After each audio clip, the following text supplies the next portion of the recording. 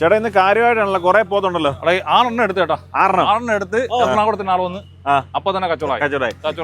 കൊണ്ടുപോകണം എറണാകുളത്ത് ഓട്ടം പോണ്, ഓട്ടം കിട്ടി, 200 പൈസയും കിട്ടി. ശരി ശരി, മാടിന് 500 കിട്ടി, ഓട്ടം കിട്ടി അല്ലേ? 6 എടുത്ത് അപ്പൊ തന്നെ കച്ചവടം. ആണല്ലേ, 500 കിട്ടിയാൽ മതിയല്ലേ? 500 എനിക്ക് 250 കിട്ടിയായി മതിയല്ലേ? വണ്ടി ആളെയും കിട്ടി, വണ്ടി 10 രൂപ വണ്ടി അത് വരും.